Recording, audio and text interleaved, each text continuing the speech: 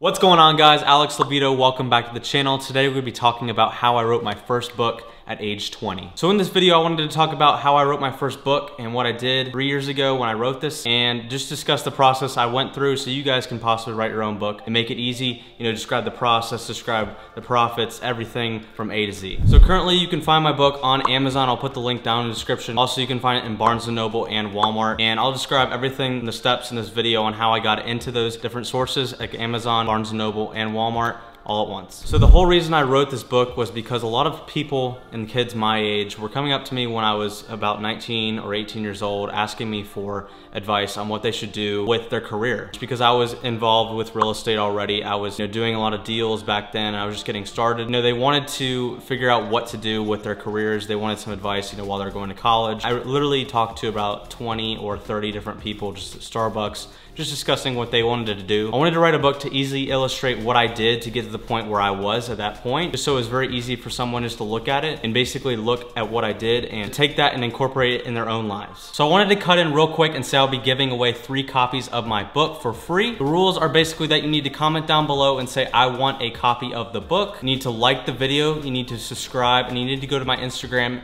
and hit that follow button. Once you guys have done that, I'll be selecting a winner on May 30th. So that's 2 weeks from today, so be on the lookout for that. If you guys do want a free copy, then follow the instructions to do that. Now let's get back to the video. So since I never wrote a book before, I decided to start writing it in Google Docs. So it just seemed like the easiest way to start writing the book. I didn't really know if there was like some special program I was supposed to write the book in, but I just went for it in Google Docs, and I basically started writing it when I was about 18 or 19 years old. And it took me about, I'd say, 8 months to a year to really finish the book. I just would type it, every single night or on the weekends or whenever I had time to type into the document, and I would come up with, my own illustration of what I used in my process in order to get to where I was. I have those easily illustrated into chapters and different things like that. And over time, it became about 100 pages or 120 pages of content that eventually got narrowed down. So I tried to keep in mind that my target audience was a younger audience, and then typically, younger audiences don't like to read as much as older audiences, and that's just in my mind. I was thinking that. So, I tried to keep the book, limited at least to 120 pages, just because I didn't want to keep it too long, because I wanted people to read through the book and actually, read the information and take it into their own lives. So once I had felt that it was finished, I hired an editor to edit the book, and I actually talked to some of my friends that had written books before, and they told me that was the next step in the process to really narrow it down. So I had hired an editor to basically condense down the version that I had written from 100 pages, and it went literally from 120 pages all the way down to 48 pages in the end. So it literally cut out half of my book because of grammatical errors, trying to explain things in a more condensed version than what I had originally written. So the editor cost me around $400 to get that all edited and to get it condensed down to 48 pages. So once the book was edited, I went to my mentor who had written the books once again, and I talked to him about the process, and he said the next thing to do was to hire a typesetter. And basically what a typesetter does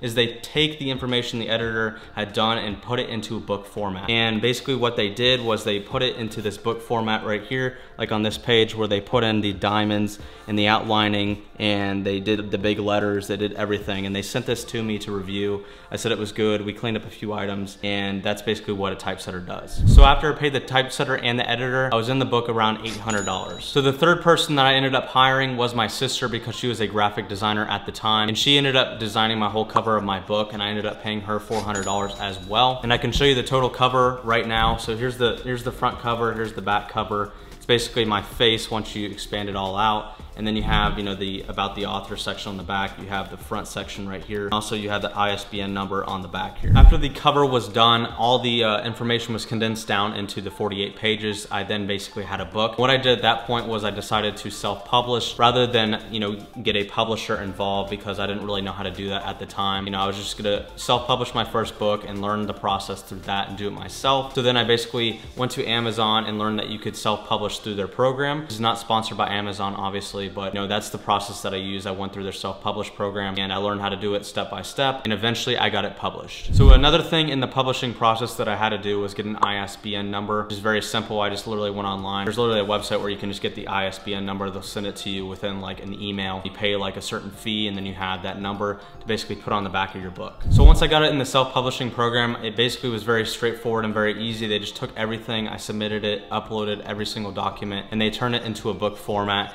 And that's when I ended up ordering my own book, and I got a copy of it, and it was a pretty awesome day when I ended up picking it up, and it was just very cool to see it, all come together after all the hard work I had put in. So I'll tell you the basic structure of how it works. Basically, I'm retailing this book for about $10, and Amazon takes about $7 of that, roughly, whenever I sell a book on Amazon. So I keep about $3, they keep about $7, and I do not have to order. I'm not sending out books myself. They're sending them out. They're creating them in-house, so they should deserve more money than me, because they're literally taking on the cost of printing them whenever someone wants one. I'm not having to order them and send them out, so that's very, very nice about their program. So when I was going through this process, I thought eventually it would probably be in Barnes & Noble and Walmart and other retailers like that. And the only retailer or the only other space I saw it other than Amazon was eBay. Someone was trying to resell my book for like $12, which was kind of cool to see that. And eventually, I checked in yesterday. It's been 3 years once again, and I checked in, I just Googled my book name, and I saw it on the top of Google Books. Also, it's in Barnes & Noble and Walmart, which is very, very cool to see that. So I don't know when it exactly got in there. They don't carry it in stores just because it's not in high demand, but you can't order it on Amazon, or you can't order it on those other sources whenever you want to, and they'll send it out. So whenever I sell a book through Barnes & Noble or Walmart, I'm not really sure how the royalty program works. Because with Amazon, they pay you on a monthly basis. They'll send you an email, whenever you sell something at the end of the month, and that's when they'll direct deposit in your account. And that's my experience with them, but I do not know,